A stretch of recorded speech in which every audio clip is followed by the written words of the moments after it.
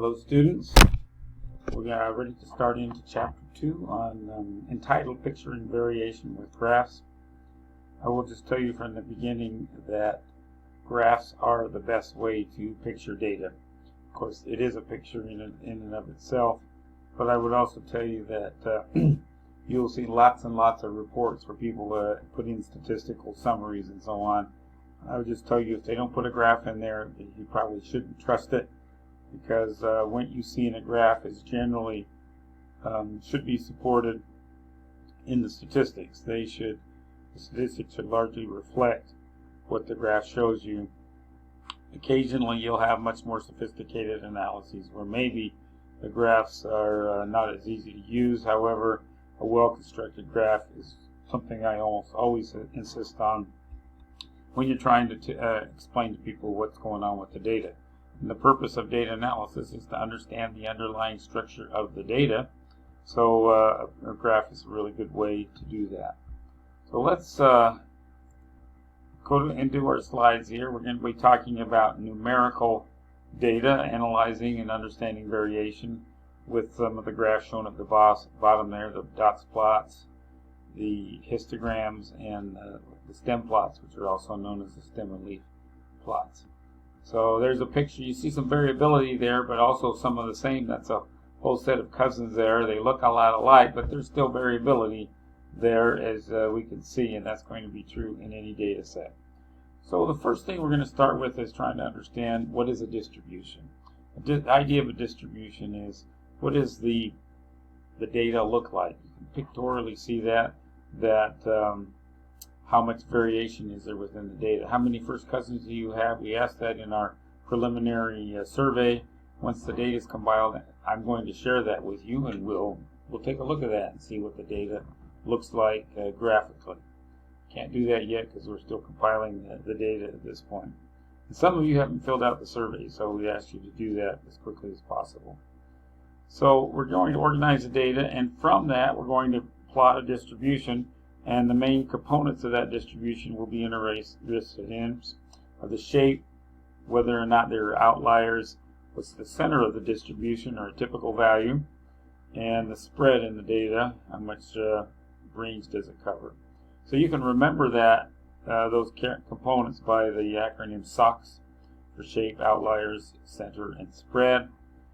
Outliers to me usually come last. I'm mostly interested in shape, center, and spread. But outliers are important as well, and so we'll put them there second so that you can remember the acronym. So when we're looking at a distribution, we're going to visually display the data.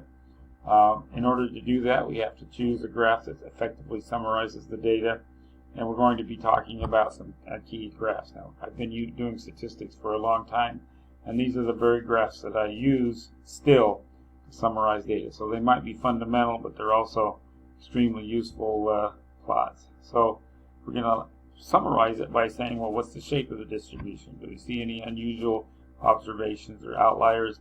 What's the center of the distribution? What kind of spread do we have? So when you look at data, as you were to look at any kind of data sets, when you just look at the raw data summarized, it's pretty hard to tell what's going on. You can look at the numbers and say, well, do they look high or low, so on, but really you have to graph the data to come to an appropriate conclusion. Now, this particular data set, it's a gold scored by, I believe, freshman women's soccer players that played at Division III in the 2012 season. And you see the numbers there. I don't think this is an entire list of freshman soccer players, but it is a list of some sample that they are interested in collecting to represent the soccer players. So the idea is to take this data and to look at the patterns. Now, one thing you could certainly do is take the data and draw a frequency table. The frequency table here shows the value on the left and the frequency with which they occur. So that means that we had the value 9, meaning that particular player scored 9 goals, happened one time. The value 11 happened 4 times. 12 happened 1 time, 13 5 times, and so on. This is known as a frequency diagram, and it just shows the frequency with which the data points occurred. And really that can be an intermediate step in calculating a graph, but that kind of frequency table is a good summary when you have this kind of data that takes on integer values like this, or counted data.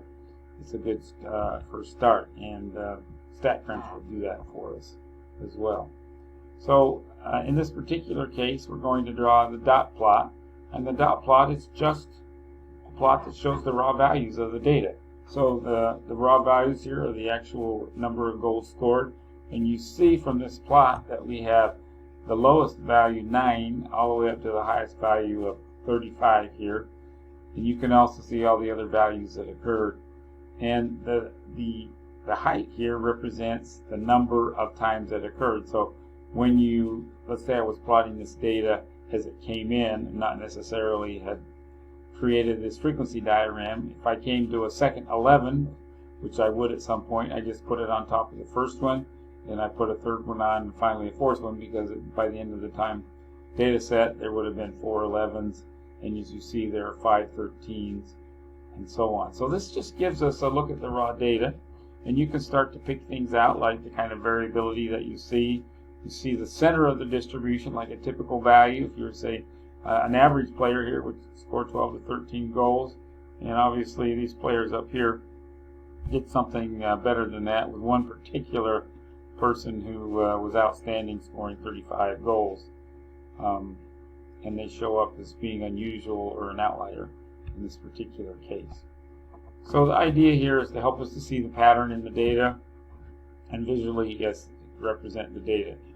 And a dot plot is a pretty good starting point for doing that. There are probably other plots that are better in terms of showing us the shape of the distribution, particularly on numeric type of data, but the dot plot's a really good first shot at it. Now, when you are doing homework problems in Pearson, you're going to see this is sort of a screen capture, and there's a problem here, and it shows the data, and it shows the problem, and then a bunch of data at the bottom. And right inside there, you see highlighted in the little red arrow, you see a little link, and that link means that if you click on that, it will open up this data set in StatCrunch, which then you can turn around and analyze it. Now, and there's some instructions at the bottom there of the slide for looking at this data, like doing the graph in the dot plot that we just did in StatCrunch. So you would do graph dot plot, and then you'd select what variable you want to plot, and it would create it, and then you hit the compute button. I'm going to create another video with just some StatCrunch examples in it, and show you how to do some of this stuff in that one separately. So, but that's how you do it if you're doing homework. You just click on that little icon, and it opens the data up directly for you. All of the data sets that are available from our textbook are available in another way that I'll show you when I do my StatCrunch video. Alright, here's another example, the cost of college books at a college bookstore. And again, you see there are books that are very inexpensive, and all the way up to one that cost almost $300. It's kind of a flat distribution. And this is where I say the dot plot isn't the best for looking at distributions, but it does give us a pretty good idea, what's a typical textbook cost, and what are the extreme values from low to high. Right, that one text is pretty expensive, right? So there were 4 books here that cost more than $150, and 28 of them or 35% that were less than $50, and we see that $300 book. Yeah, that's pretty unusual. I'm glad we're not paying that for our textbook this semester. Okay, the advantages of a dot plot: it's easy to create. You can even do these by hand. They're very simple to do. So if I didn't have technology, I could easily draw a dot plot, and even as the data came in, it would be easy to construct. It shows every individual value, and helps us look at the shape of the distribution. Maybe not the best plot for that, but it's still a good start. And it's not as commonly done as histograms or other graphs, and not great for data with too many values, as you can imagine. it's a good, I call it a good starting point, but probably not where I would finish. In most data sets, I would do something more like this next page, the histogram. So histogram groups the data into intervals called bins, and the width of the interval is the bin width. So what basically what we're doing is we're creating bins to kind of group the data, and then we count how many observations in each group. So each rectangle that you see on that histogram over there on the right, basically they all touch one another, so there's a borderline between bins, and the first value in the bin in this graph is recorded on the horizontal axis. And so you got -3 and to -2. Inside of there's actually two groups. So the first group goes from -3 to -2.5. The next one goes from -2.5 to 2, and so on all the way up to the last group, which goes from 2.5 to 3. And on the vertical axis is the count, or the frequency with which those values occur. And you see that the middle of that distribution is around 0. All right, and so it gives us a look at the shape. This is a fairly symmetric distribution. We'll talk more about shape a little bit later. If we were to do a histogram of the soccer data, this is what it looks like, and you could kind of see that the grouping of the data gives us a little bit clearer picture of what's going on. We see a fairly symmetric distribution with that one outlier way out there at 35, and that's very helpful. If I ask you the question, what's the bin width here, you can say immediately, well, it's 3, because the first bin goes from 9 to 12, the next one to 12 or 15, and so on. So it combines all the observations in that width of 3 and counts them up. And this graph is very useful. It's a standard, something that's been used time and time again for the looking at distributions. Okay. And the bin widths can be changed. That's something that can be easily done in StatCrunch. It's somewhat of a decision you make, but the technology that we will be using, as it shows here on slide 17, is that they automatically pick a bin width for a first look at the data. But every good program, and StatCrunch does this, it will give you the opportunity to adjust the bin width, and it'll adjust the starting points of those bins. And we'll show you a little bit about how to play with that when I do my StatCrunch video. The TI-84 will do these histograms, but it doesn't do the best job of picking bin width, so you probably always want to adjust those once you've looked at them if you're using the TI-84. I'm going to encourage everyone in class to use StatCrunch as much as possible, but if you've got a long-standing love affair with the TI-84, you're welcome to use it in class.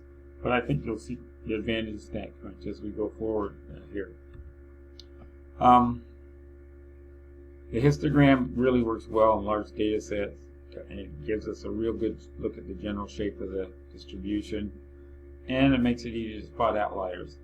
What happens with the histogram is it says at the bottom, the individual data sort of lose their meaning. They become part of a bigger group, if you will. They've been assimilated, like the Borg in Star Trek, if you know what that's about. But it's really good for determining the shape of the distribution. And the shape can be affected by a change in the width of the bins or the center points. Not generally too badly. It should be too bad, or maybe there's something strange going on in our data, but that is an issue. This is I'm just going to leave this here for your use. If you do use a TI-84 calculator, this shows you how to do the histogram. I'm just going to leave it at that. I'm certainly not intending to demonstrate it at this point.